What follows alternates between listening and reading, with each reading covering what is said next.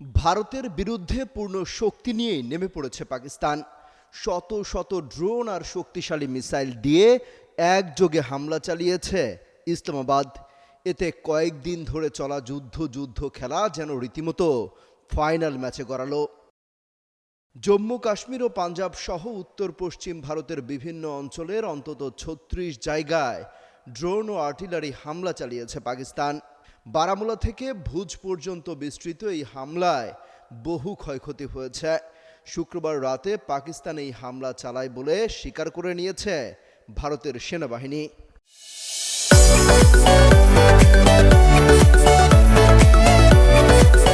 ভারত দাবি করছে গত ২৪ ঘন্টায় পাকিস্তান প্রায় ৪০০টি তুর্কি নির্মিত সোনগার্ড ড্রোন দিয়ে সব হামলা চালায়। এমনকি ভারী কামান পর্যন্ত ব্যবহার করে গোলাবর্ষণ করে, যার ফলে কিছু সেনা সদস্য নিহত হয়েছে বলেও জানায় ভারত।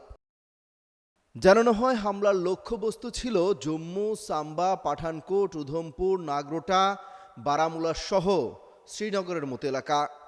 এসব অঞ্চলে থেমে থেমেই বিস্ফোরণের শব্দ শোনা গেছে।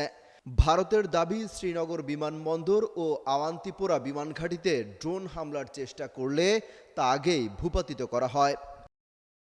মোদির সেনাবাহিনী জানিয়েছে তারা সর্বোচ্চ সতর্কতায় রয়েছে এবং সব ড্রোন হুমকি মোকাবেলায় অ্যান্টি ড্রোন সিস্টেম ব্যবহার করছে।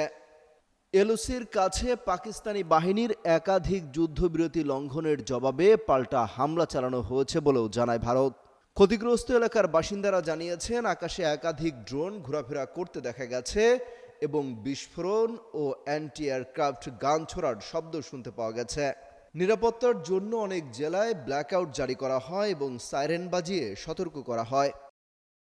ভারতের পররাষ্ট্র সচিব বিক্রম মিস্ত্রি বলেন, পাকিস্তান বেসামরিক বিমানকে ঢাল হিসেবে ব্যবহার করেছে এবং উপাসনালয়ে হামলা চালিয়েছে, যা আন্তর্জাতিক নিয়মের লঙ্ঘন। উইং কমান্ডার বিওমিকা সিং জানান, ভারত পাল্টা জবাবে পাকিস্তানের 4টি এয়ার ডিফেন্স ঘাঁটিতে সশস্ত্র ড্রোন হামলা চালায়, যার মধ্যে একটি রাডার ধ্বংস করে দেয়া হয়। অমিত হাসান রবিন, যুগান্তর নিউজ।